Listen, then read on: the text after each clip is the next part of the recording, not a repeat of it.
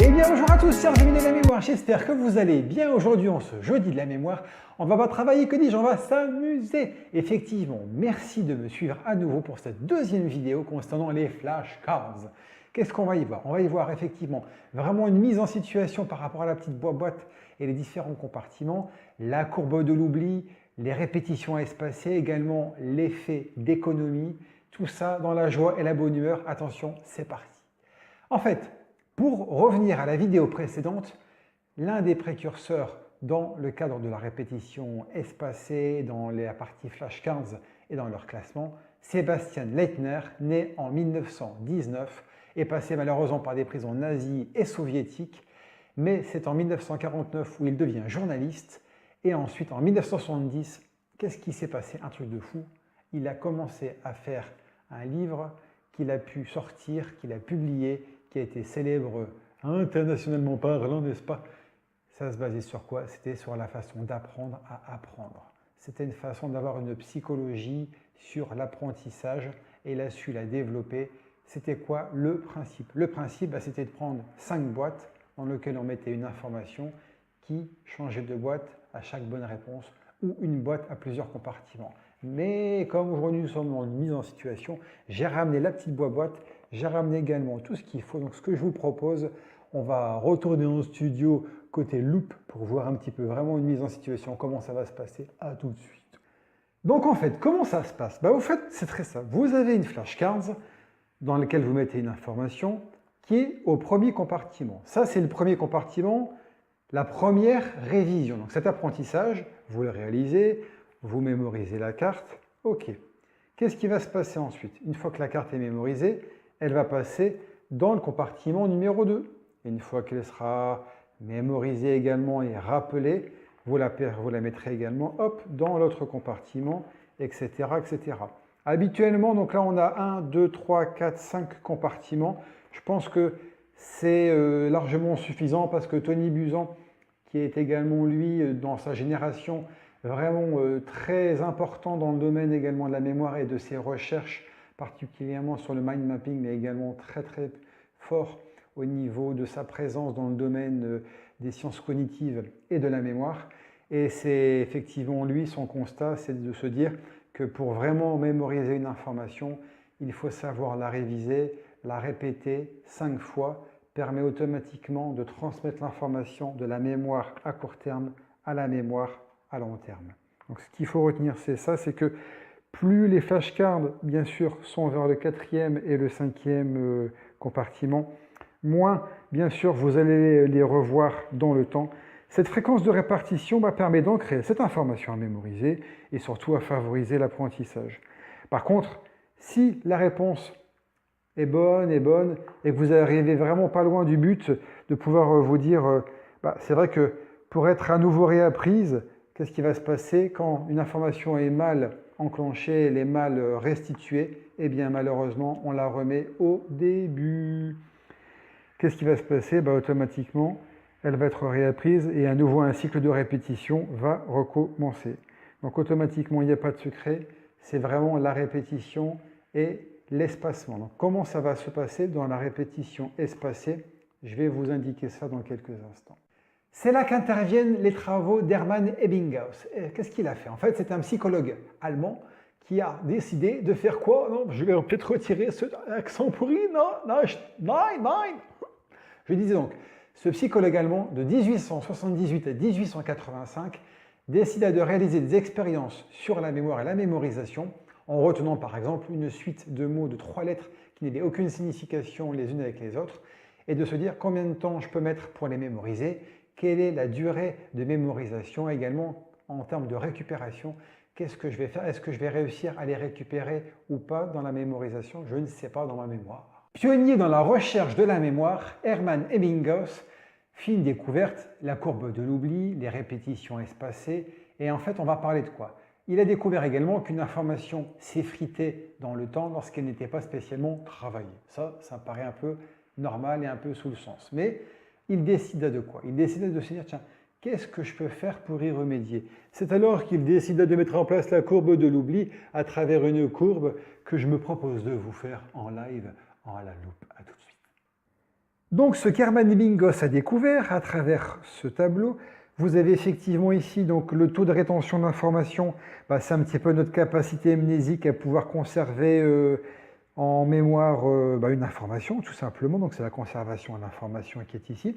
Et puis ici donc vous avez à la fois dans le temps, comment ça va se passer, donc ici à la fois le jour, là j'ai laissé un petit blanc, vous allez comprendre pourquoi, la semaine, mois, à 6 mois et également dans l'année. Qu'est-ce qu'on peut remarquer? Qu'effectivement cette courbe est extrêmement descendante. Au départ, quand on apprend une leçon, quand on veut réviser, quand on a une première information que l'on souhaite mémoriser, on la retient, on a effectivement un super taux de conservation de l'information parce qu'on est vraiment ici au tout début. Mais qu'est-ce qui se passe? C'est que dès que le premier jour est passé, ce qu'il faut retenir, c'est que on a déjà une perte de rétention à la fois d'environ presque 50%, on est entre 40 et 60%, donc c'est pour ça que ça commence déjà à baisser à partir du 50. Et puis ensuite, arrivé au deuxième jour, ça arrive déjà à 40. Et je ne vous raconte pas petit à petit, où l'information complètement s'effrite. C'est particulièrement les premiers jours qu'il faut traiter l'information et la réviser pour ne pas la perdre, parce que cette perte, elle est ensuite, comme on peut le remarquer, beaucoup plus lente dans le long terme. Qu'est-ce qu'on retient? On retient que l'information, automatiquement ici, elle est super apprise. Et comment ça va se passer? Donc lui, de là, il s'est dit, qu'est-ce que je peux faire pour contrer cette courbe descendante, pour faire en sorte que ce soit toujours linéaire, que ce soit toujours le plus possible avec des pics de réactivité, la répétition espacée que je vous propose de découvrir ici tout de suite. Donc pour prolonger la durée de vie d'une information, qu'est-ce qu'il faut faire? Ce qu'il faut faire tout simplement, c'est de se dire J plus 1, à la fois donc le premier jour, on a retenu l'information. Le jour suivant, on va réapprendre ce que l'on vient d'apprendre, afin de pouvoir ensemble mémoriser l'information, et en fonction de cela, vous allez prolonger la durée de vie de l'information que vous voulez mémoriser. Donc l'information sera vraiment gravée dans votre mémoire et vous n'aurez plus besoin de la solliciter pour vous en rappeler. C'est la raison pour laquelle, automatiquement, à une semaine, on revoit l'information. J plus 1, une semaine, un mois plus tard, on revoit également l'information, 6 mois plus tard et un an plus tard. C'est pour vous montrer qu'à chaque fois, donc, on réactive l'information pour la remémoriser, pour la réactiver, et automatiquement, qu'est-ce qui va se passer?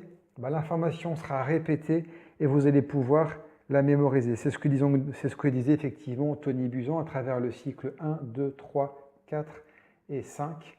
Donc la sixième partie, c'est au niveau de l'année, sachant qu'ici, on revoit ça le jour même. Donc après avoir vu la courbe de l'oubli et ce qui pouvait la contrer, à savoir les répétitions espacées, là ce que je vous ai expliqué c'était d'ordre général par rapport à la révision pour des grandes leçons de ce que vous voulez apprendre au quotidien. Par contre, pour revenir sur les flashcards, donc ici on a premier compartiment à la fois ici premier jour de révision qui est ici. Ensuite, le deuxième compartiment, ce sera le jour J plus 1. Ensuite, le troisième compartiment, ce sera J plus 7. Donc, une fois que la première information, on l'a vue, on l'a mémorisée, c'est OK. Le jour suivant, on reproduit exactement le même schéma. On se dit OK, je révise. Est-ce que c'est bon? Oui, je vérifie, c'est OK. Une semaine plus tard, qu'est-ce qu'on fait donc? On remet son nez dans sa petite boîte de flashcards. Et qu'est-ce qui se passe ensuite après? Hop, on est sur l'étape du mois suivant. Et ensuite, on termine par l'étape du 3 mois suivant. Donc, on est à la fois sur le côté jour, même, le lendemain, une semaine après, un mois plus tard et 3 mois plus tard. Ça, c'est ce que Tony Buzan nous conseille. La répétition espacée, qu'est-ce qu'elle permet? Elle permet trois choses. Elle permet de s'auto-évaluer, de s'auto-interroger pour vérifier les bonnes mémorisations que l'on a de l'information. Également de mesurer ses progrès, parce que ce n'est pas le tout, mais c'est également un point très important. Et également une troisième chose, c'est de pouvoir permettre la réactivation de l'information afin de pouvoir favoriser à la mémorisation. Ça permet quoi d'autre également? Par rapport à ça, automatiquement, L'objectif premier, c'est quoi? C'est de mémoriser les cartes que l'on ne connaît pas plus, parce que c'est vrai que celles qu'on connaît le moins, automatiquement, c'est ça qu'il faut se dire, c'est je vais travailler sur celle-là, puis de toute façon, automatiquement, si vous évoluez dans le petit boîtier de mémorisation espacée, automatiquement, si vous avez du mal, vous repassez au début, ce qui réenclenche une période de réactivation et de répétition beaucoup plus courte, et bien sûr, par voie de conséquence, les informations que l'on connaît déjà, on y passe moins de temps. Qu'est-ce qu'on peut dire également? Pensez à hiérarchiser et à prioriser un petit peu, comme on dit, les informations que vous voulez mémoriser, afin vraiment de pouvoir déterminer là où vous devez mettre l'accent et résumer le plus possible les informations que vous souhaitez mémoriser à travers ces flashcards. Ce système de flashcards est assez intéressant dans le sens où quand vous avez, on va dire, une centaine d'informations, voire un petit peu plus à mémoriser, c'est très bien. Mais par contre, lorsque vous avez une manne d'informations assez importante ou une quantité de révision qui est très importante aussi, qu'est-ce qu'il faut faire? Je pense que le plus important, c'est de s'automatiser. Donc, il faut l'automatiser. Par quoi? Par les logiciels, par des applications liées à la mémorisation, à la répétition espacée. Ça fera l'objet d'une vidéo très prochaine.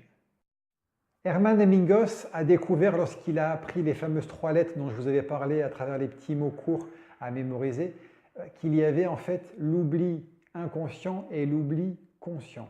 Ce que je peux vous dire, c'est qu'à travers de ça, c'était quoi? C'était en fait, il a remarqué qu'il y avait une perte de capacité à se rappeler consciemment de l'information apprise. Et pour la partie inconsciente, c'était juste étalé dans le temps.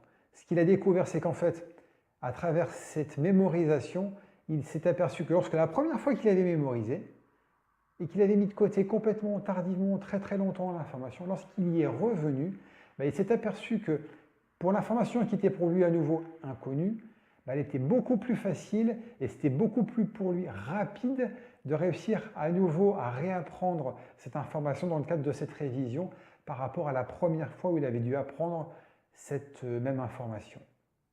Donc ce que je peux vous dire, c'est que prenez confiance en votre mémoire. N'oubliez pas que le stress peut également jouer énormément dans votre façon d'apprentissage et peut également vous jouer des tours. La mémoire, comme je vous ai dit, elle peut vous jouer des tours.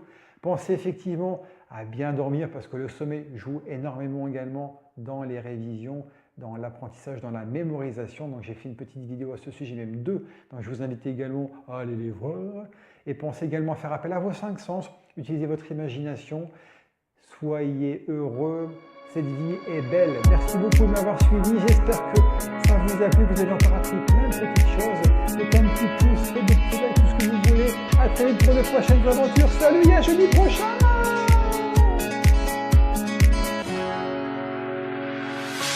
The sun lays so brightly